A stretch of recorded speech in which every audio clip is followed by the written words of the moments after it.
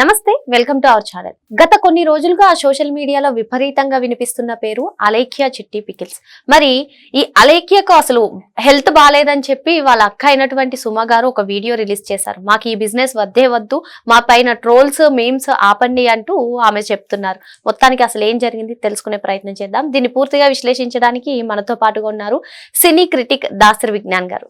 Sir నమస్తే. నమస్తే sir, అసలు ఏం జరిగింది సార్? ఇప్పుడు అలేఖ్య చిట్టి పరిస్థితి వచ్చేసి చాలా విషమంగా ఉంది, ఐసీయూలో ఉంది. ఇంకా మా చెల్లి పైన ట్రోల్స్ ఆపండి, మీమ్స్ ఆపండి అంటూ వాళ్ళ అక్క అయినటువంటి సుమ గారు ఒక వీడియో రిలీజ్ చేయడం జరిగింది. ఏంటి సార్ అసలు తన పరిస్థితి ఇలా అవడానికి కారణం ఏంటి?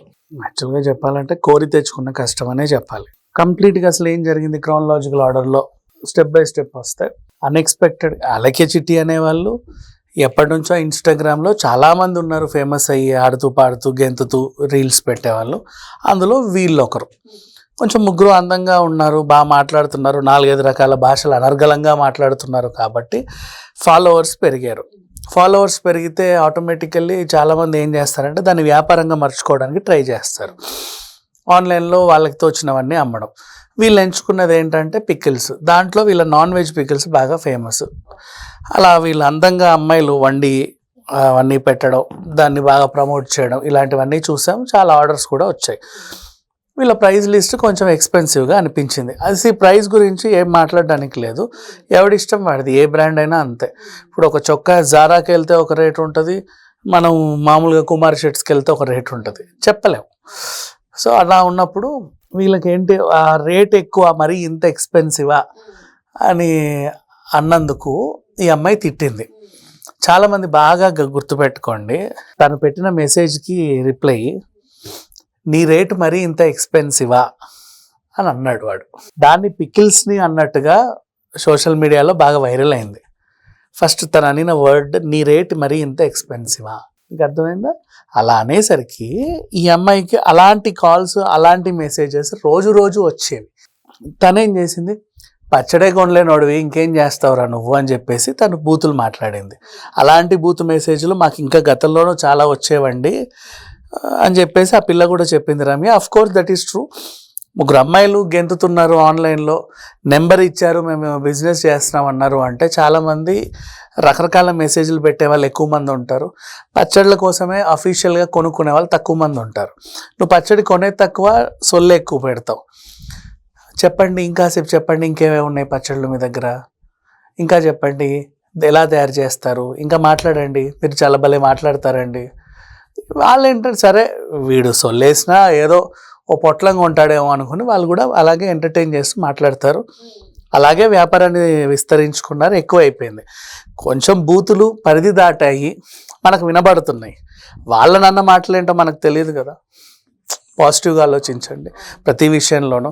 ఒక ఆడది మామూలుగా బిజినెస్ చేస్తుంది, ఆన్లైన్లో నెంబర్ పెట్టింది అంటే ఒక్కొక్కడు ఒక్కో రకంగా మాట్లాడతాడు. 3 అమ్మాయిలు ఉన్నారు, తండ్రి లేరు. సో అన్నీ భరిస్తా భరిస్తా భరిస్తా వస్తూనే ఉన్నారు. అఫ్ కోర్స్ ఎప్పుడైనా సరే 2 చేతులు కలిస్తేనే చప్పట్లు. అవతలోడు చేసేది మనకు కనబడదు కానీ మనం మాట్లాడేది బాగా వైరల్ అవుతుంది. సరే ఈ పిల్ల తిట్టిందిలే, బూతులు తిట్టింది, నేను ఒప్పుకుంటా, తిట్టలేదు అన్నట్లా. కానీ అవతలోడు కూడా ఏదో అంటేనే కదా. సో అవతలోడు చాలా ఇన్నోసెంట్ కస్టమర్, ఇలా ఇలా చేశారు అంటే మీ అనే అమ్మాయి మళ్ళీ వచ్చి బాగా నెగిటివిటీ వచ్చేసరికి ఇక వీళ్ళ పచ్చళ్ళు కొనొద్దు అనే స్థాయికి వెళ్ళిన తర్వాత వీళ్ళని మాకు వ్యాపారం చేసుకోలేము అనే ఫ్రస్ట్రేషన్లో తనేం చేసింది, పాజిటివ్ చేసుకోవడానికి ట్రై చేసింది. మేము ఎవరినో తిడితే ఇంకో ఇన్నోసెంట్ కస్టమర్కి వెళ్ళిందండి ఆ తిట్టు అని. బట్ నిజంగానే వాళ్ళు తిట్టింది తిట్టాలనుకున్నోడే. అలా అని ఆ తిట్టించుకున్నోడు ఇన్నోసెంట్ అని మనం చెప్పలేము. వాడు పైన ఎన్ని పెట్టి ఉంటాడో వీళ్ళు తిట్టుంటారు. అవన్నీ ఎప్పుడు బయటికి రావు బేసిక్గా, అవి ఎప్పుడు కూల్గానే ఉంటాయి.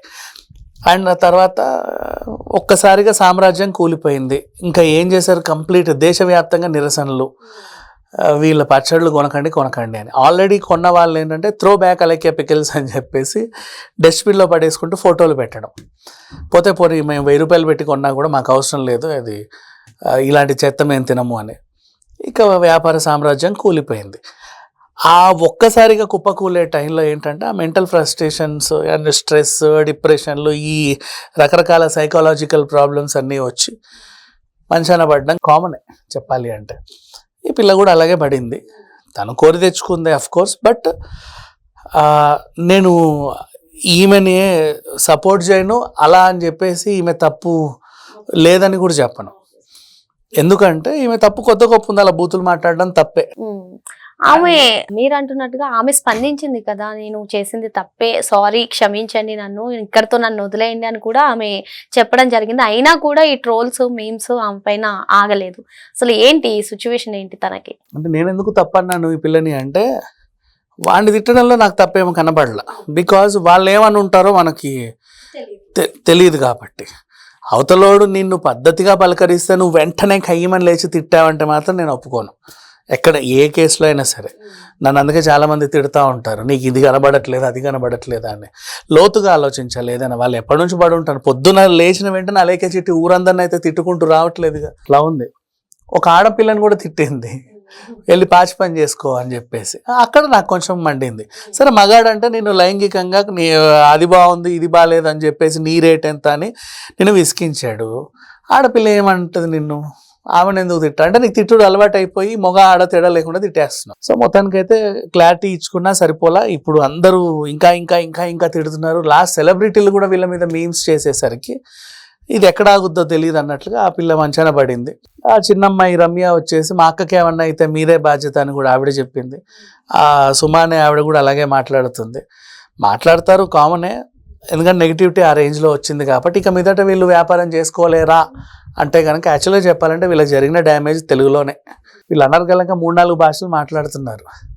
అక్కడ ఆర్డర్లు తెచ్చుకోవచ్చు, తప్పలేదు. అంటే అంటిల్ అండ్ అన్లెస్ అంటే ఇంకా స్ప్రెడ్ అయ్యే అవకాశాలు కూడా ఉన్నాయి. స్ప్రెడ్ అవుతాయి, బట్ ఏంటంటే వేరే లాంగ్వేజ్ రానోళ్ళు కొంటారు. ఏదో నెగిటివిటీ వచ్చిందంట అన్నట్టు ఉంటుంది. అంటే ఏమనుకుంటారంటే కొడతారు అలేకే చిట్ అంటే న్యూస్లు వైరల్ అవుతాయి. భాష రానోళ్ళు ఏమనుకుంటారంటే వీళ్ళు ఏదన్నా కేసులో ఇరుక్కున్నారేమో, వీళ్ళకి ఏమన్నా అయిందేమో అని. అండ్ ఆల్రెడీ బెట్టింగ్ యాప్స్లో కూడా పేరు వచ్చింది కాబట్టి వీళ్ళు బెట్టింగ్ యాప్ని కూడా ప్రమోట్ చేశారు అని మేబీ మిగతా వాళ్ళు ఏమనుకుంటారంటే ఒక సెట్ ఆఫ్ ఆడియన్స్ భాష రానోళ్ళు, వేరే లాంగ్వేజ్ వాళ్ళు, ఓకే ఏంటి ఈ పిల్లల పేర్లు భలే వచ్చాయంటే తెలుగులో బెట్టింగ్ యాప్స్ ప్రమోట్ చేస్తే అందరినీ అరెస్టులు చేస్తున్నారు, నోటీసులు పంపిస్తున్నారు కదా, వీళ్ళు కూడా పాపం అలా చేశారంట. పోనీ లేదో అంటే ఆ సెలబ్రిటీస్తో ఈక్వల్గా చూస్తారు వీళ్ళని, అవతల లాంగ్వేజ్ రానోళ్ళు. బట్ ఈ వ్యాపారం అయితే కొంటారు, కొనేవాడు ఎప్పుడు కొంటాడు. వీళ్ళకి అర్థం అవ్వట్లా, ఏదో జీవితం మొత్తం సర్వనాశనం అయిపోయింది అన్నట్టు ఇంకా ఫ్యాన్కు చున్నీ కట్టడమే తక్కువ, అన్నీ చేసేస్తున్నారు. అంత ఈ పెడబొబ్బాలు పెట్టాల్సిన అవసరం లేదు. నువ్వెవరినో తిట్టావు, వాడు నిన్ను తిట్టాడు అని చెప్పేసి నువ్వు గట్టిగా ప్రూవ్ చేసుకోలేకపోయావు. అవతలోడేమో నీ తిట్టుని బాగా వైరల్ చేశాడు, అది హిట్ అయింది. మీకు వచ్చే ఆ దరిద్రమైన మెసేజ్లు చూడండి మమ్మల్ని ఎలా అంటున్నారో, నేను అనడం తప్పేంటని ఏదన్నా అంటే కొత్త గొప్ప నీ మీద అంటే లైట్ ఇంత సింపతి అన్న కలిగేది. నువ్వు ఆ నెగిటివిటీని పాజిటివిటీ చేసుకోవడంలో విఫలమయ్యావు అంతే. ఎప్పటికైనా సరే నేనైతే మాత్రం ఇట్లాంటివి ఏమైనా సరే నేను 2 చేతుల వైపులు చూస్తా.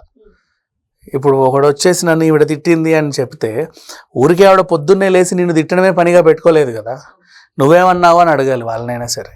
సో ఈ విధంగా ఉంటుంది. అలేకే చిట్టి పికిల్స్కి అయితే పెద్దగా ఇప్పుడు ఇప్పుడు వీళ్ళు బిగ్ బాస్కి వెళ్తారు, ఏదో టాలీవుడ్ హీరో ఛాన్సులు ఇస్తున్నారు, ఇలాంటివి ఉన్నాయి. అభినయంతో వీళ్ళు ఏమైనా సంపాదించుకోవచ్చేమో తెలియదు కానీ పచ్చల వ్యాపారం ఆపాల్సి అంటే మొత్తానికి ట్రోల్స్ తో వాళ్ళకి ప్రమోషన్స్ లాగా కూడా జరిగింది అంటారు. ప్రమోషన్స్ లాగా కూడా జరిగింది అఫ్ కోర్స్. ఎందుకంటే ఆ బెట్టింగ్ యాప్ వచ్చేసరికి చాలా మంది అటు టర్న్ అవుతారు. ఫస్ట్ ఈ బూతులు ఎంత వైరల్ అయినా చాలా మంది అటు కూడా టర్న్ అవుతారు. తెలియని వాళ్ళు సరే కొన్ని రోజులు ఉంటుంది, హడావిడి మర్చిపోతారు, మళ్ళీ వీళ్ళు స్టార్ట్ చేసుకోవచ్చు. దీనికి ఏదో జీవితం అంతా నాశనం అయిపోయిందని ఫీల్ అవ్వాల్సిన అవసరంలా. ఇప్పుడు అలేకే చిట్టి మధ్యలో ఆవిడ పేరు పెట్టారు, రేపు ఆ రమ్య పొట్టో లేకపోతే ఆ సుమా చిట్టో ఏదో ఒకటి పెట్టుకొని వాళ్ళ పేరు మీద కూడా రన్ చేసుకోవచ్చు. అది పెద్ద విషయం ఏం కాదు. జరిగినటువంటి ఇష్యూతో వాళ్ళకి ప్లస్ అయ్యే అవకాశాలు ఏమన్నా ఉన్నాయా? మీరు అన్నారు అవ్వదు, మా ఎప్పుడైనా మైనస్. బిగ్ బాస్ కానివ్వండి లేదంటే మూవీస్. బిగ్ బాస్కి వచ్చిన తర్వాత ప్లస్ ఎలా అవుతుంది? నువ్వు బూతులు తీడుతున్నావు అని అయితే తెలిసిందిగా జనాలకి. అంటే మూవీ ఆఫర్స్ కానివ్వండి లేదంటే ఏదన్నా అదే నీ నోరు మంచిదని ప్రూవ్ లేదు యాక్చువల్గా చెప్పాలి. బయట ఈ పిల్ల నోరు తెరిస్తే బూతులు తిట్టుద్ది అనేది. సో అట్లాంటి అవకాశాలు ఏం రాకపోవచ్చు, కాకపోతే ఇంకో ప్రయత్నం చేసుకోవచ్చు, తప్పులేదు. దానికి పెద్ద డిప్రెషన్లోకి వెళ్ళిపోయి ఐసీయూలో మంచం ఎక్కాల్సిన అవసరం అయితే లేదు.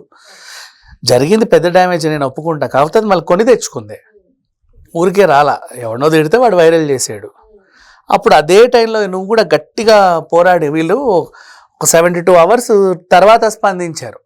యాక్చువల్గా డ్యామేజ్ జరిగేటప్పుడే నువ్వు దాన్ని ఎదుర్కొని ఉంటే అది టగ్ ఆఫ్ వార్ లాగా టఫ్ ఫైట్ ఉండేది.